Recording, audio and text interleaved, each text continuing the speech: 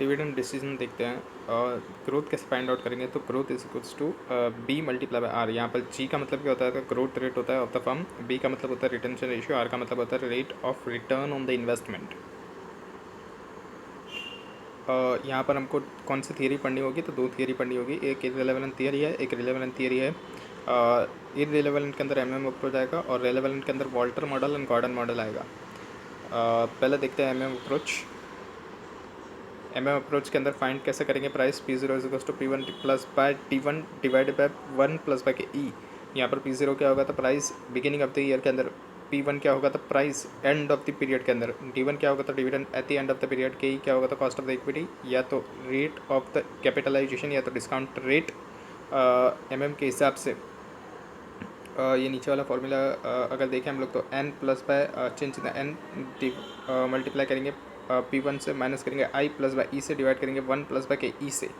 यहाँ पर we one क्या है, तो value of the firm beginning of the period के अंदर। n क्या है, तो numbers of the shares in the beginning of the period के अंदर। चेंज द n क्या है, तो numbers of the shares issued to raise the fund required. I क्या है, तो इन्वेस्टमेंट की अमाउंट जो रिक्वायर्ड होगी। ई क्या है, तो total earnings during the period. यहाँ पर इलस्ट्रेशन वन देखते हैं। एमएम अप्रोच से करना है इसको। ए बी इंजीनियरिंग लिमिटेड जो है वो बिलोंग्स कर रहा है this class. For the capitalization rate उसका की दे दिया 10%।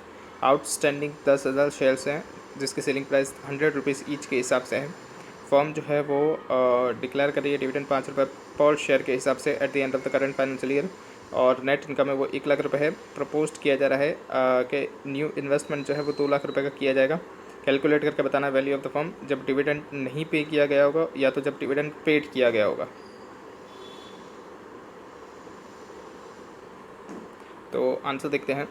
तो कैलकुलेट करेंगे पहले हम लोग एमएम अप्रोच के अंदर। स्टेप वन लगाएंगे, कैलकुलेट करेंगे प्राइस ईयर एंड के अंदर। पी वन जिसको बोलेंगे is equal to P zero one plus by K E minus by D करेंगे। यहाँ पर अगर डिविडेंड नहीं पे किया गया होता तो प्राइस कितनी रहेगी, पी जीरो 100 रहेगी। पी वन फाइंड आउट करने के लिए हमको क्या करना पड़ेगा, तो पी जीरो देखना पड़ेगा। उसके अंदर वन प्लस बाय के ई का मल्टीप्लिकेशन करेंगे, माइनस करेंगे डिविडेंड से। तो यहाँ पर क्या आएगा, तो 100 ब्रैकेट के अंदर 1 प्लस बाय 0.10। ये के ई कितना था, तो 10% था, इसलिए 0.10 आएगा। और फिर माइनस में डिविडेंड कितना होगा, तो 0 आएगा, क्योंकि यहाँ पर डिविडेंड अगर हम लोग अस्यूम करते हैं कि डिविडेंड पे नहीं किया गया है। तो यहाँ पर प्राइस कितनी निकल के आ रही है, 110 रुपये निकल के आ रही है। डिविडेंड अगर पे किया गया होगा तो 100 मल्टीप्लाई करेंगे 1 प्लस बाय 0.10 से, माइनस करेंगे डिविडेंड कितने का है, तो 5 रुपये के हिसाब से डिविडेंड पे किया गया है। यहाँ पर डिविडेंड के लिए दिया गया था हमको कि डिविडेंड जो है वो डिक्लेयर किया गया है 5 रुपये के हिसाब से at the year, at the current year end के ऊपर। फाइनेंशियल ईयर जो था एंड हो रहा था वहाँ पर 5 रुपये के हिसाब से दिया गया था।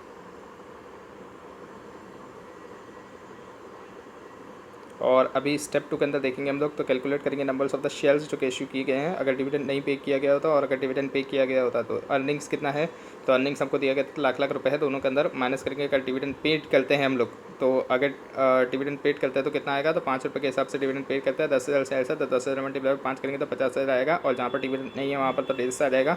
और फिर टोटल करेंगे तो कितना आएगा, 1 लाख रिटर्न अर्निंग है। और 1 लाख में से 50,000 माइनस करेंगे तो कितना आएगा, 50,000 का रिटर्न अर्निंग है। प्रोजेक्ट के अंदर कितना लगाना है, तो 2 लाख रुपये लगाना है, जिसमें से रिटर्न अर्निंग हमारे पास कितनी पड़ी है, तो जब डिविडेंड नहीं होता जब 1 लाख, और जब डिविडेंड पे किया होता है जब 50,000, तो माइनस करेंगे तो कितना आएगा, रिक्वायर्ड फंड 1 लाख और 1,50,000 इसको डिवाइड करेंगे प्राइस से।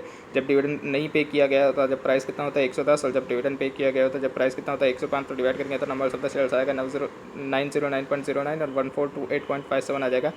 वैल्यू ऑफ द फर्म निकालेंगे तो N P one plus by N1 P1 plus by E minus by I divide करेंगे 1 प्लस बाय के ई से। तो यहाँ पर देखेंगे तो एन क्या है, तो एग्जिस्टिंग शेयर्स है। N1 क्या है, तो न्यू शेयर्स है। P1 क्या है, तो प्राइस ऑफ द शेयर्स है। ई क्या है, तो अर्निंग्स है। आई क्या है, तो इन्वेस्टमेंट है। के ई क्या है, तो rate of return of the equity, या तो आप बोलो कॉस्ट ऑफ द इक्विटी। तो जब डिविडेंड नहीं पे किया गया तो जब वैल्यू ऑफ द फर्म कैसे निकलेगा, तो 10,000 जो कि एन था एक्जिस्टिंग शेयर्स, उसको मल्टीप्लाई किससे करेंगे, तो 110 से करेंगे। 110 क्या था, तो प्राइस था जब डिविडेंड पे नहीं किया गया था तब 110 प्लस बाय करेंगे 909.09 को मल्टीप्लाई किससे करेंगे, 110 से।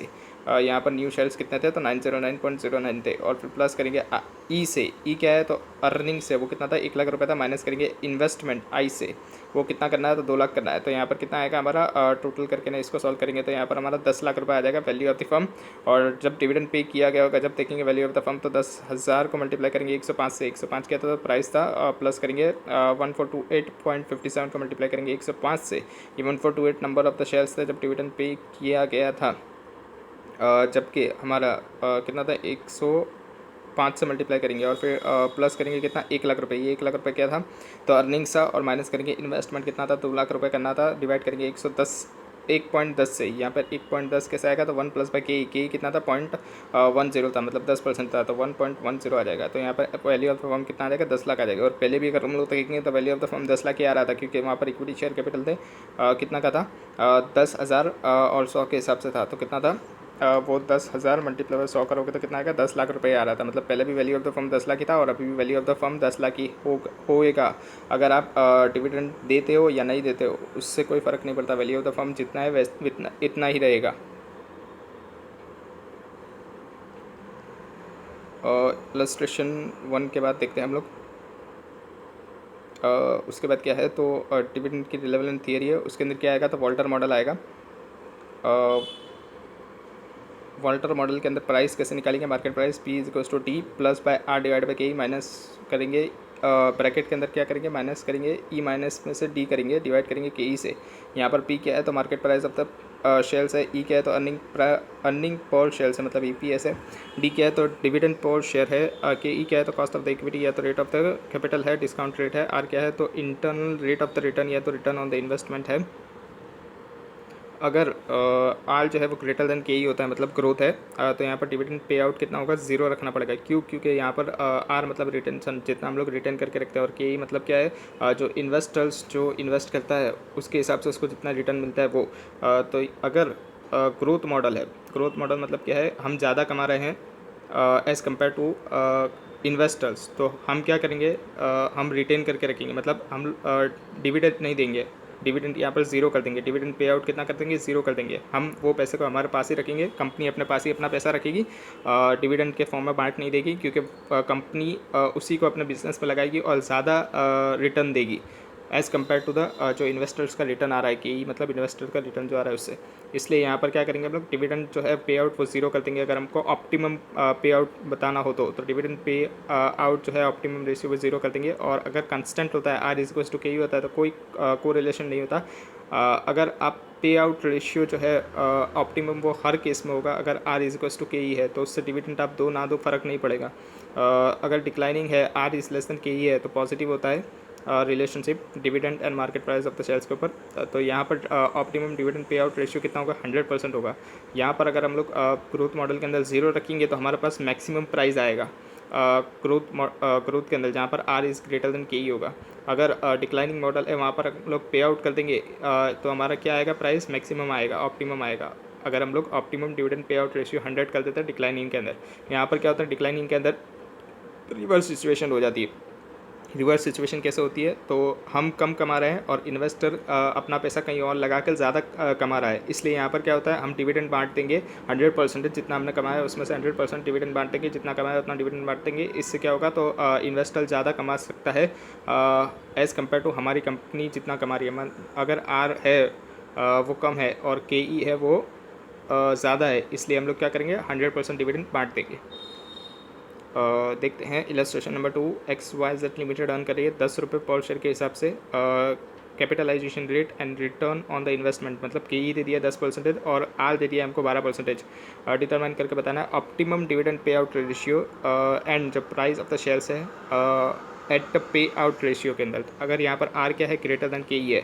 कैसे, तो आर जो था वो 12 था और के ई कितना था 10 था। इसका मतलब क्या हो गया, आर ग्रेटर है के ई से, तो हमको optimum dividend pay out ratio के अंदर क्या करना पड़ेगा, डी 0 कर देना पड़ेगा। मतलब हम लोग डिविडेंड देंगे ही नहीं, सब का सब रिटर्न करके रखेंगे। तो P is equals to formula लगाएंगे, P is equals to D plus by R divide by K E, bracket के अंदर E minus by D divide by K E करेंगे। तो यहाँ पर हमारा पी कितना निकल के आएगा, 120 निकल के आएगा। अगर ऑप्टिमली जो पे आउट रेशियो होता है, अगर वो 25, 50 और 25, 50, 75 या तो 100 कर दिया जाए तो पे आउट रेशियो कितना होगा, पी कितना होगा, मतलब हमारा प्राइस कितना होगा। तो यहाँ पर देखेंगे हम लोग, तो ये 25% अगर हम लोग डिविडेंड दे, 50% डिविडेंड दे या 75% दे या 100% डिविडेंड दे, तो हमारा क्या हो जाएगा, प्राइस जो है वो डिक्रीज़ हो जाएगा। देखेंगे तो पी इज इक्वल्स टू यहाँ पर डी कैसे निकलेगा, तो 10 का है, 10 का 25% करेंगे तो 2.5 आ जाएगा। ये हम लोग पे कर देंगे as a dividend 2.5 plus by R divide by K. R कितना है तो 0.12 है, डिवाइड बाई के कितना है तो 0.10 है। ब्रैकेट के अंदर ये जो ई था, ई कितना था 10 था, उसको माइनस करेंगे किससे डी से। डी कितना था 2.5 था, और फिर डिवाइड करेंगे किससे के ई से। के ई कितना था 0.10 था, तो यहाँ पर हमारा 115 निकल के आ जाएगा। यहाँ पर जैसे जैसे हम लोग डिविडेंड देते जाएंगे वैसे वैसे हमारा प्राइस कम होता जाएगा। पहले 120 था ऑप्टिमम, अभी देखेंगे 25% अगर हम लोग डिविडेंड दे देंगे तो 115 हो जाएगा, और 50% अगर हम लोग पे आउट कर देते तो डी 5 हो जाएगा, और बाकी सब रिमेन वैसे के वैसे ही रहेगा। तो यहाँ पर हमारा प्राइस 110 आ जाएगा। 75 करेंगे तो हम लोग यहाँ पर डी कितना हो जाएगा 7.5 हो जाएगा। कैसे हो जाएगा 10 का 75% करेंगे तो 7.5 हो जाएगा। तो यहाँ पर देखेंगे तो 105 हो जाएगा, और 100% अगर हम लोग पे आउट कर देते हैं तो 10 में से 10 पे आउट कर देते हैं हम लोग, तो यहाँ पर हमारा पी कितना हो जाएगा 100 हो जाएगा। इलस्ट्रेशन 3 देखते हैं। फॉलोइंग फिगर कलेक्टेड दे दिया गया from the annual report of the XYZ limited. Outstanding net profit दे दिया 30 लाख रुपये का। आउटस्टैंडिंग 12% प्रेफरेंस शेयर्स 100 लैक्स के दिए गए हैं। तो 100 के ऊपर हम लोग डिविडेंड प्रेफरेंस शेयर्स का डिविडेंड कैलकुलेट करेंगे तो 100 का 12% करेंगे तो कितना आएगा 12 आएगा। तो 30 में से माइनस करेंगे तो earnings available to the equity कितना हो गया 18 हो गया। 18 को डिवाइड किससे करेंगे 3 से कर देंगे। 18 को डिवाइड किससे कर देंगे 3 से कर देंगे, तो हमारे पास क्या आ जाएगा EPS आ जाएगा। तो हम ऐसे EPS फाइंड आउट कर देंगे। और रिटर्न ऑन द इन्वेस्टमेंट दे दिया गया हमको 20, और KE दे दिए गए 16%। कंप्यूट करके बताना है approximate dividend pay out ratio. अगर हम लोग कीप करते हैं शेयर प्राइस को 42 के अंदर using the Walter model, Walter model से हम लोग को बताना है, और हमको P दे दिया गया 42।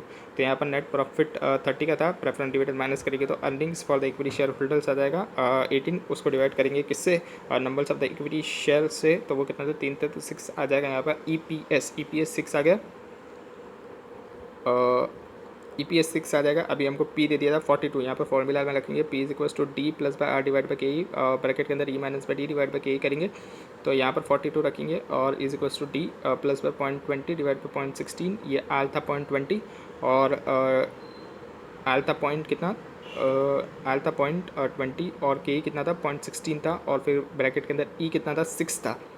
E कितना था 6 था। EPS 6 माइनस बाई डी करेंगे, और फिर डिवाइड होल में क्या करेंगे 0.16 जो कि ई था। तो इसको सॉल्व करेंगे तो हमारे पास कितना आ जाएगा इसको सॉल्व करेंगे तो डी आ जाएगा 3.12।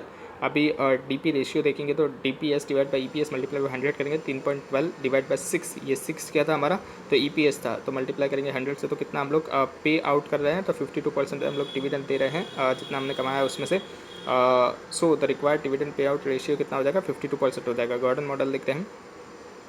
इसके अंदर प्राइस कैसे फाइंड आउट करेंगे P0 is equal to E1 1 minus by P divided by KE minus by BR। यहाँ पर P0 क्या है तो प्राइस पर शेयर्स है, E1 क्या है तो अर्निंग पर शेयर है, B क्या है तो retention ratio. 1 minus by B करेंगे तो पे आउट रेशियो आ जाएगा, मतलब डिविडेंड जो दे रहे हैं हम लोग वो पे आउट रेशियो गिनाता है, उसको 1 माइनस बाई B करेंगे तो हमारे पास आ जाएगा। और B क्या है तो रिटेंशन रेशियो है, KE क्या है तो कॉस्ट ऑफ द कैपिटल है, R क्या है तो IRR है, BR क्या है तो ग्रोथ है G। यहाँ पर भी वैसा ही है ग्रोथ। अगर देखेंगे हम लोग तो अगर आर ग्रेटर देन के ई होगा तो क्या होगा ग्रोथ होगी, जिसके अंदर हम लोग optimum dividend pay out ratio 0 रखेंगे।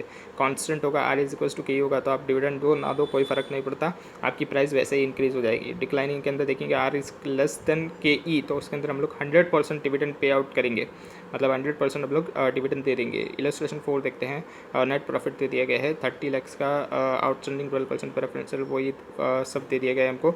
कैलकुलेट करके बताना है हमको गॉर्डन मॉडल के हिसाब से डिविडेंड पे आउट 25%, 50% और 100% के हिसाब से। तो यहाँ पर फॉर्मूला लगाएंगे। पहले देखेंगे तो हमारा EPS जो पहले फाइंड आउट किया था वैसे ही रहेगा 6।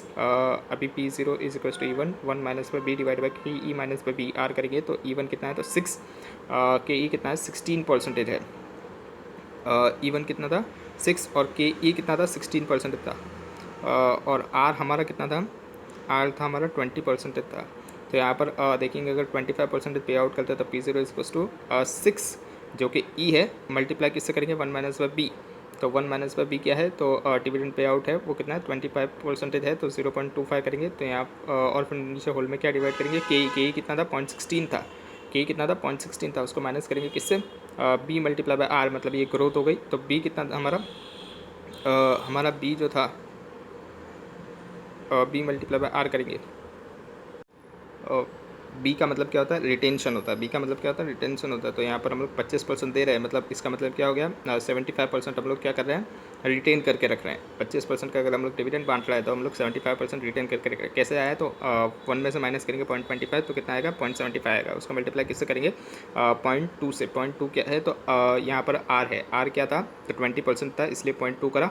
और फिर इसको सॉल्व करेंगे तो कितना आएगा, 150 आ जाएगा। अगर डिविडेंड पे आउट होता है 25%, तो P0 मतलब प्राइस कितना होगा, 150 हो जाएगा। उसके बाद देखेंगे अगर डिविडेंड पे आउट करता है 50% तो कितना होगा, तो 50 आ जाएगा। यहाँ पर सिर्फ चेंज क्या होगा, तो यहाँ पर 0.5 हो जाएगा। ऊपर जो बी है वहाँ पर 0.5 हो जाएगा, और नीचे डिवाइड के अंदर कितना होगा, 0.5 को मल्टीप्लाई 0.2 से करेंगे, मतलब बी जो है वो चेंज हो रहा है यहाँ पर, क्योंकि यहाँ पर हम लोग क्या कर रहे हैं, पे आउट कर रहे हैं 25% है, 50% है, और 100% पर देखेंगे तो कितना आ जाएगा, 37.50 आ जाएगा P0। यहाँ पर बी कितना हो जाएगा, तो बी जो है, बी 0 हो जाएगा, और 1 माइनस बाय बी कितना हो जाएगा, तो वो 1 हो जाएगा, क्योंकि यहाँ पर डिविडेंड 100% दे रहे हैं। इसका मतलब रिटेंशन कुछ कर नहीं रहे, रिटेंशन कुछ कर नहीं रहे होंगे, तो बी कितना हो जाएगा हमारा, 0 हो जाएगा। उसके बाद देखते हैं birds in the hand theory, जो कि गॉर्डन रिवाइज्ड मॉडल जिसको बोलते हैं। उसके अंदर फॉर्मूला क्या निकल के आता है, तो market price of the share P0 is equal to D0 multiply by 1 plus by G divide by K minus by G. यहाँ पर P0 क्या है, तो मार्केट प्राइस पर शेयर है, जिसको एक्स डिविडेंड भी बोलेंगे। D0 क्या है, तो करंट ईयर का डिविडेंड है। जी क्या है, तो growth rate of the dividend है। के क्या है, तो cost of the equity capital है। और उसके बाद देखते हैं हम लोग डिविडेंड डिस्काउंट मॉडल। इसके अंदर क्या होता है, तो जीरो ग्रोथ होती है, कांस्टेंट ग्रोथ होती है, और वेरिएबल ग्रोथ होती है। यहाँ पर जीरो ग्रोथ मतलब क्या होगा, तो P0 is equal to D divide by K E आ जाएगा। डी क्या है, तो एनुअल डिविडेंड है। के क्या है, तो कॉस्ट ऑफ द कैपिटल है। P0 क्या है, तो current market price of the shares है। एक्स लिमिटेड है, जहाँ पर कोई भी ग्रोथ नहीं हो रही है, वो डिविडेंड पे करा है 5 रुपये पर शेयर के हिसाब से। अगर कॉस्ट ऑफ द कैपिटल जो है वो के ई कितना है, वो 10% है। कंप्यूट करके बताना है current market price of the shares. तो P0 दिखाएंगे is equal to D divide by K E करेंगे, तो 5 रुपये का डिविडेंड है। 5 डिवाइड बाई के ई कितना है, 0.10 है, तो 50 रुपीज़ आ जाएगा प्राइस P0। अगर ग्रोथ रेट होता है, करंट कांस्टेंट ग्रोथ रेट होता है अगर गॉर्डन ग्रोथ मॉडल के हिसाब से, तो P कैसे आएगा, तो D0 1 प्लस बाय जी और डिवाइड करेंगे के ई माइनस बाय जी से। P क्या है, तो market price per share. D0 क्या है, तो करंट ईयर का डिविडेंड है। जी क्या है, तो ग्रोथ रेट है डिविडेंड के अंदर। के ई क्या है, तो cost of the equity capital है। Expected rate of the return है। जी क्या कैसे फाइंड आउट करेंगे, तो बी मल्टीप्लाई बाय आर करेंगे। पी क्या है, तो रिटेंशन और रिटेन्ड अर्निंग है। या तो आप 1 minus bye dividend pay out ratio करोगे तो भी आपको बी मिल जाएगा। XYZ एक कंपनी है जिसके शेयर कैपिटल है 10 लाख, 10 ईच के हिसाब से है, डिस्ट्रीब्यूट किया जा रहा है। करंट डिविडेंड 20% पर एनम के हिसाब से। एनुअल ग्रोथ रेट डिविडेंड की 2% है। जो expected rate of the return है ऑन द इक्विटी कैपिटल वो 15% है, मतलब के भी 15% दे दिया है। कैलकुलेट करके बताना है price of the shares applying Gordon model, Gordon growth model. तो पी कैसे निकालेंगे, P is equal to D0 1 plus by G divide by K E minus by G करेंगे, तो यहाँ पर D0 कितना आएगा, 2 आएगा। कैसे, तो 20% दे रहे हैं, 10 का एक शेयर है, तो 10 को मल्टीप्लाई बाय 20% करेंगे तो कितना आएगा, 2 आ जाएगा। और उसके अंदर 1 प्लस बाय ग्रोथ कितनी एक्सपेक्ट की जा रही है, तो 2% की जा रही है, तो 0.02। उसको फिर डिवाइड करेंगे किससे, के कितना है, तो 0.15 है, माइनस करेंगे 0.02 से, तो कितना आ जाएगा, 15.69 आ जाएगा प्राइस। वेरिएबल ग्रोथ रेट इसके अंदर देखते हैं इलस्ट्रेशन 7 है। एक फर्म है जो पे कर रही है डिविडेंड 2 रुपये पर शेयर के हिसाब से। लास्ट ईयर के अंदर एस्टिमेटेड ग्रोथ जो है डिविडेंड की कंपनी की वो एस्टिमेट किया जा रहा है 5% पर एनम के। डिटरमाइन करके बताना है estimated market price equity share के लिए। अगर ग्रोथ रेट जो है डिविडेंड की वो रेज होती है 8% है, फॉल होती है 3% से। ऑल्सो फाइंड आउट करके बताना है present market price of the shares. अगर जो required rate of the return है इक्विटी के इन्वेस्टर्स का वो कितना है, 15%, मतलब कि 15% दे दिया गया है। प्रेजेंट सिचुएशन के अंदर देखेंगे हम लोग, तो फॉर्मूला क्या लगाएंगे, P is equals to D0 1 plus by G divide by K minus by G करेंगे, तो P is equals to dividend कितना का है, 2 रुपये का है। 2 plus by 1 plus by G कितना है, ग्रोथ कितना है, तो 5% की एस्टिमेटेड किया जा रहा है, तो 0.05। उसको डिवाइड करेंगे किससे, के ई कितना है, 0.15 है, और माइनस करेंगे जी से। जी ग्रोथ कितना है, तो ग्रोथ हमको बोला गया था एस्टिमेटेड 5% की है, तो 0.05 करेंगे, तो यहाँ पर हमारा पी कितना आ जाएगा, ₹21 आ जाएगा। इम्पैक्ट देखते हैं चेंज। अगर ग्रोथ रेट जो 8% हो जाता है तो क्या होगा, तो 2 1 प्लस बाय 0.08, यहाँ पे सिर्फ जी को चेंज करना है, 0.15 में से माइनस करेंगे 0.08, तो 30.86 का प्राइस आ जाएगा। अगर ग्रोथ रेट जो है वो 3% हो जाता है तो क्या होगा इम्पैक्ट एम पी एस के ऊपर। तो यहाँ पर P is equals to 2 1 plus by 0.03 divide by 0.15 minus by 0.03, तो 17.17 आ जाएगा।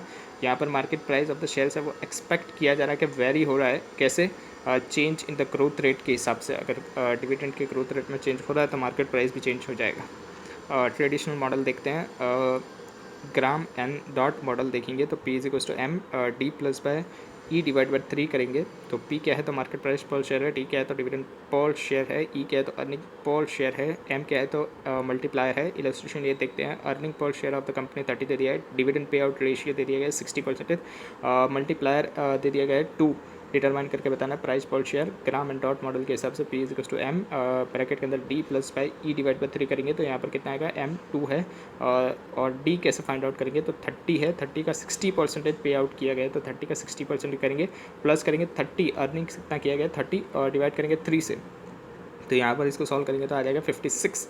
इलस्ट्रेशन लाइन देखते हैं, मार्केट प्राइस दे दिया है 58.33, डिविडेंड पर शेयर्स दे दिया है 5 रुपये का, मल्टीप्लायर 7 दे दिया है, आपको ग्राम एंड डॉट मॉडल से बताना है कंप्यूट करके ईपीएस।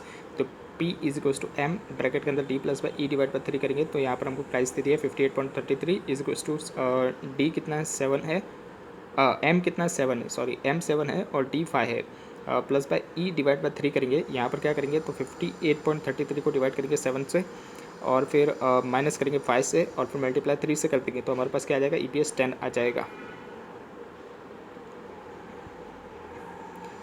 उसके बाद देखते हैं लिंटर मॉडल। लिंटर मॉडल ने क्या दिया है, D1 is equals to D0 plus by EPS multiply by targeted पे out minus by D0 multiply by AF। यहाँ पर D1 क्या है तो dividend in the year 1, D0 क्या है तो डिविडेंड इन द ईयर 0 मतलब लास्ट ईयर का डिविडेंड है, EPS क्या है तो अर्निंग पर शेयर है, AF क्या है तो एडजस्टेड फैक्टर या तो स्पीड ऑफ द एडजस्टमेंट है। इलस्ट्रेशन 10 देखते हैं, इलस्ट्रेशन 10 के अंदर हमको दिया गया है गिवन लास्ट ईयर का डिविडेंड दे दिया है 9.80, स्पीड ऑफ द एडजस्टमेंट 45% दे दिया गया, टारगेट पे आउट दे दिया गया 60%, EPS जो है वो 20 दे दिया गया है। कंप्यूट करके बताना है करंट ईयर का dividend using the Lintner model. तो यहाँ पर T1 is equal to D0 plus by EPS को मल्टीप्लाई करेंगे टारगेटेड पे आउट से, माइनस करेंगे D0 से, मल्टीप्लाई करेंगे AF से, तो D0 कितना है 9.80 प्लस बाय EPS 20 है, उसको मल्टीप्लाई किससे करेंगे 60%, टारगेटेड पे आउट कितना है 60% का है, टारगेटेड पे आउट कितना है 60% का है तो वो करेंगे और फिर माइनस करेंगे D0 कितना है 9.80 से, मल्टीप्लाई करेंगे 0.45 से, ये AF है।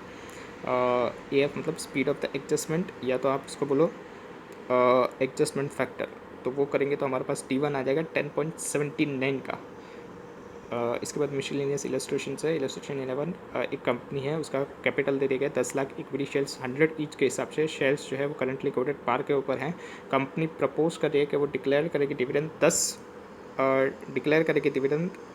रुपये पर शेयर के हिसाब से at the end of the current financial year. Capitalization rate for the risk class मतलब के ही दे दिया गया है 12%। कंप्यूट करके बताना है market price of the shares at the year ended. अगर डिविडेंड नहीं डिक्लेयर किया जाता, अगर डिविडेंड डिक्लेयर किया जाता है और नेट प्रॉफिट जो 5 लाख रुपए का है, इन्वेस्टमेंट करना है 10 लाख रुपए का, और कैलकुलेट करके बता रहा है numbers of the new shares जो भी इश्यू किए जाएंगे MM मॉडल के हिसाब से। तो यहाँ पर देखेंगे हम लोग स्टेप 1 इलस्ट्रेशन 11 के अंदर कैलकुलेट करेंगे price at the year ended, मतलब P1 का फॉर्मूला लगाएंगे P0 1 plus by KE minus by D करेंगे।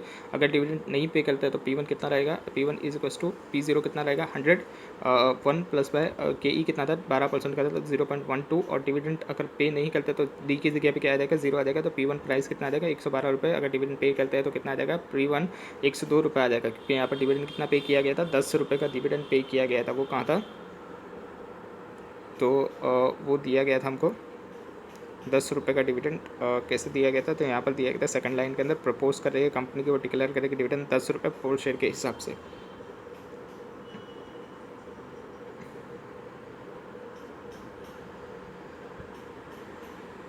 तो यहाँ पर आ जाएगा हमारा 102 P1 आ जाएगा हमारा अगर डिविडेंड पेड करते हैं तो 102 का। स्टेप 2 के अंदर हम लोग क्या करेंगे, नंबर्स ऑफ द शेयर्स जो इश्यू करना है वो कैलकुलेट करेंगे। अर्निंग्स 5 लाख दोनों के अंदर आ जाएगी अगर डिविडेंड पे करते हैं, नहीं पे करते तो भी उसमें से डिविडेंड के अंदर डिविडेंड माइनस करेंगे तो कितना 10 रुपये के हिसाब से, तो 10,000 शेयर है, 10,000 मल्टीप्लाई 10 करेंगे तो 1 लाख रुपये आ जाएगा। माइनस करेंगे तो रिटर्न अर्निंग आ जाएगी 4 लाख और 5 लाख। प्रोजेक्ट कितना करना है तो 10 लाख का है, तो रिक्वायर्ड फंड कितना आ गया 6 लाख और 5 लाख। उसको डिवाइड करेंगे प्राइस से। डिविडेंड अगर पे करता है तो प्राइस कितनी होगी 102, और अगर डिविडेंड पे नहीं करते तो प्राइस 112 की हो जाएगी। डिवाइड करेंगे तो numbers of the equity shares आ जाएगा 5882.35 और 4464.28।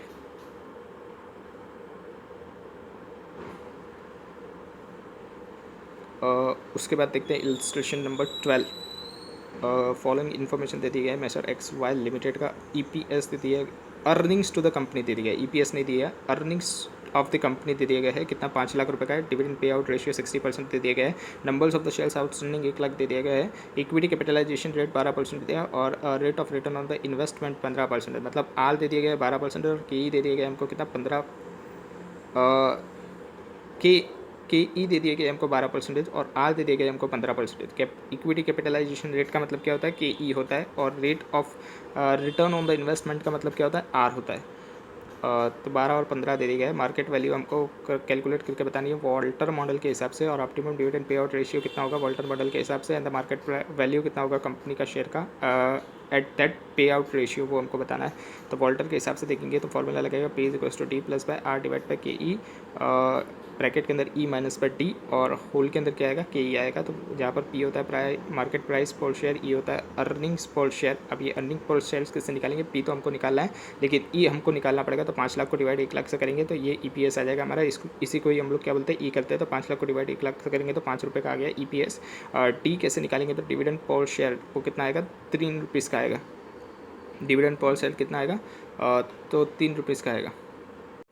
और ये 3 रुपीज़ का डिविडेंड कैसे आएगा तो हमारा EPS कितना था 5 का था और 60% हम लोग पे आउट कर रहे हैं। डिविडेंड 5 का था और क्या था 60% हम लोग पे आउट कर रहे हैं। तो 5 को मल्टीप्लाई करेंगे 60% से तो कितना आ जाएगा 3 रुपीज़ आ जाएगा।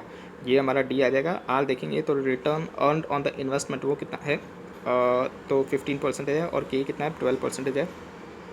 तो लगा देंगे फॉर्मूला के अंदर 3 + बाय D कितना था हमारा 3 था plus by R divide by के करेंगे तो R कितना था हमारा तो 15% था तो 0.15 डिवाइड करेंगे 0.12 से। E देखेंगे तो 5 - बाय 3 करेंगे D था वो और डिवाइड करेंगे 0.12 के E से।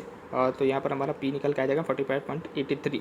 अगर वॉल्टर मॉडल के हिसाब से देखा जाए तो रिटर्न जो होता है इन्वेस्टर्स का वो अगर ज़्यादा है cost of the equity capital से तो प्राइस पर शेयर्स जो है वो इंक्रीज़ हो जाएगा। अगर आप लोग डिविडेंड पे आउट रेशियो को डिक्रीज़ कर दोगे तो इसका मतलब जो optimum dividend pay out ratio है वो कितना हो जाएगा नील हो जाएगा। और यहाँ पर हम लोग डिविडेंड पे आउट रेशियो कितना कर देंगे 0 कर देंगे, तब जाके हमारा मार्केट प्राइस कैसे निकलेगा P = D 0 कर देंगे। यहाँ पर हम क्यों 0 कर रहे हैं क्योंकि यहाँ पर जो हमारा R जो है वो ज़्यादा है किससे के ई से, इसलिए यहाँ पर T 0 कर देंगे। तो P = 0 प्लस बस R कितना 0.15 डिवाइड करेंगे 0.12 से। ब्रैकेट के अंदर E कितना है 5 - बाय 0 डिवाइड बाय के ई 0.12 है। तो यहाँ पर हमारा प्राइस आ जाएगा 52.08। 45.83 था जब हम लोग डिविडेंड 3 रुपये का दे रहे थे, लेकिन अगर हम लोग डिविडेंड 0 कर देंगे तो यहाँ पर हमको ऑप्टिमम आ जाएगा कितना आएगा 52.08। यहाँ पर डिविडेंड 0 क्यों कर रहे हैं क्योंकि यहाँ पर जो R है वो ज़्यादा है के ई से। अगर आर ज़्यादा होगा के ई से तो हमारा अगर 0 डिविडेंड कर देंगे तो हमारा प्राइस मैक्सिमम आ जाएगा कितना आएगा 52.08 आ जाएगा। इलस्ट्रेशन 13 देखते हैं। एग्जांपल 3 डिफरेंट फर्म का growth normal and declining calculate करके बताना है शेयर प्राइस गॉर्डन मॉडल के हिसाब से। तो आर दे दिया गया हमको तीनों का ग्रोथ नॉर्मल फर्म और डिक्लाइनिंग फर्म का के ई दे दिया गया है, ई दे दिया गया है, बी दे दिया गया है, 1 - बाय बी मतलब डिविडेंड पे आउट दे दिया गया है। तो हम लोग यहाँ पर फॉर्मूला लगाएंगे P0 = E1 1 - bye B divide करके के ई - बाय बी आर से। तो सिचुएशन 1 के अंदर जहाँ पर ग्रोथ है आर ग्रेटर है के ई से तो P0 = E कितना आएगा तो 10 रुपये का दिया गया है। ब्रैकेट के अंदर 1 - बाय बी कितना होगा तो 0.6 का है दिया गया है हमको। डिवाइड करेंगे हम लोग के ई से, के ई कितना है 0.10 और ये भी हमको दिया गया है। माइनस करेंगे कितना बी से, बी × बाय आर से, मतलब ये हमारा ग्रोथ है। बी × बाय आर का क्या होता है ग्रोथ होता है। तो बी कितना है हमारा तो बी है हमारा 0.6 और आर कितना है हमारा 15% है। तो वो करेंगे तो हमारा कितना आ जाएगा 0.09 आ जाएगा। तो 4 को डिवाइड करेंगे 0.10 माइनस 0.09 से, तो कितना आ जाएगा हमारा प्राइस 400 आ जाएगा। अगर सिचुएशन टू नॉर्मल फॉर्म है, R इज इक्वल्स टू के ई है, तो उस केस में क्या करेंगे आप लोग, तो वही फार्मूला लगाएंगे। ई कितना है 10, ब्रैकेट के अंदर 1 माइनस 0.6 डिवाइड करेंगे किससे, 0.10 के ई जो है वो उससे, और फिर माइनस करेंगे 0.10 मल्टीप्लाई बाई 0.06 से, तो हमारा कितना आ जाएगा 100 रुपीज़ आ जाएगा सेकंड सिचुएशन के अंदर। और फिर थर्ड के अंदर देखेंगे हम लोग, जहाँ पर नॉर्मल फॉर्म है, आर जो है वो लेस देन के ई है, तो पी ज़ीरो कितना आएगा 10 मल्टीप्लाई बाय 1 माइनस बाय 0.6। ये बी कितना है यहाँ पर 0.6 है, इसलिए यहाँ पर 0.6 करेंगे, 1 माइनस बाय 0.6 डिवाइड करेंगे किससे, डिवाइड करेंगे के ई से। के ई कितना है, तो हमारा के ई है यहाँ पर के ई कितना दिया गया था, तो के ई दिया गया था 10%, तो 0.10 माइनस करेंगे बी मल्टीप्लाई बाय आर से, तो बी कितना है हमारा 0.6 और 8% है, तो 0.08 से मल्टीप्लाई करेंगे 0.6 का, तो यहाँ पर हमारा कितना आएगा 0.048 आ जाएगा। सॉल्व करेंगे तो 76.92 आ जाएगा। अगर बी जो है रिटेंशन वो चेंज होता है 0.6 से 0.4, तो न्यू शेयर प्राइस क्या हो जाएगी, तो P zero is equals to 10 1 minus by यहाँ पर जो बी था, अब वो बी कितना हो जाएगा, अब वो बी कितना हो जाएगा हमारा, बी हो जाएगा हमारा 0.4, क्योंकि यहाँ पर 0.6 से हम लोग कितना कर रहे हैं 0.4 कर रहे हैं, तो वहाँ पर 0.4 लिख देंगे, डिवाइड करेंगे 0.10 ये के ही है, माइनस करेंगे बी मल्टीप्लाई बाय आर से, तो आर कितना है पहले के अंदर 15% है, और बी कितना है हमारा, तो बी हमने फाइंड आउट करा 0.4, 0.6 से हमने कितना कर दिया 0.4 कर दिया, तो 0.4 से मल्टीप्लाई करेंगे 0.15 से, तो 0.06 आ जाएगा, और इसको सॉल्व करेंगे तो कितना आएगा 150 आ जाएगा प्राइस पी ज़ीरो का। नॉर्मल फॉर्म देखते हैं, वहाँ पर भी हमारा क्या होगा 10 1 माइनस 0.4 डिवाइड करेंगे 0.10 माइनस करेंगे 0.10 मल्टीप्लाई बाई 0.4 से, यहाँ पर सिर्फ बी चेंज हो रहा है हमारा, तो यहाँ पर हमारा 100 आ जाएगा पी, और डिक्लाइन फॉर्म के अंदर देखेंगे तो कितना आ जाएगा 88.24 आ जाएगा। यहाँ पर एनालाइज करके हमको ये कंक्लूजन निकल जाता है कि आर अगर ग्रेटर होता है के ई से, तो मार्केट वैल्यू इंक्रीज़ हो जाती है रिटेंशन रेशियो से। अगर are less than K E होता है, तो market value of the share stand रहती है टू डिक्रीज़, कम हो जाती है, और आर इक्वल्स टू के ई होता है, तो मार्केट वैल्यू जो है वो अफेक्ट नहीं करती डिविडेंड पॉलिसी से। कंक्लूजन के अंदर गॉर्डन मॉडल सिमिलर है वॉल्टर मॉडल से। इलस्ट्रेशन 14 देखते हैं। आदित्य लिमिटेड है, EPS दे दिया 60 रुपीज़ का, कैपिटलाइजेशन रेट मतलब के दे दिया 15%, आर दे दिया 25% का, जिसको हम लोग रिटर्न ऑन द इन्वेस्टमेंट बोलते हैं। डिविडेंड पे आउट रेशियो दे दिया गया 30%। तो कंप्यूट करके बताना है हमको प्राइस पर shares using the Walter model, और optimum dividend pay out ratio क्या होगा गॉर्डन मॉडल के हिसाब से। तो वॉल्टर मॉडल के हिसाब से देखेंगे, कंप्यूट करके बताएंगे, तो P is equals to D plus by R divide by K E minus by D divide by K E, जहाँ पर पी क्या होगा तो market price of the shares होगा, ई क्या होगा तो EPS होगा, डी क्या होगा तो डिविडेंड पर शेयर होगा, के ई क्या होगा तो कॉस्ट ऑफ द इक्विटी होगा, या तो रेट ऑफ द कैपिटलाइजेशन या तो डिस्काउंट रेट होगा, आर क्या होगा तो internal rate of the return या तो रिटर्न ऑन द इन्वेस्टमेंट होगा। तो यहाँ पर अप्लाई करेंगे तो P is equals to 18, D क्या है तो 18 है, डी कैसे 18 आ जाएगा,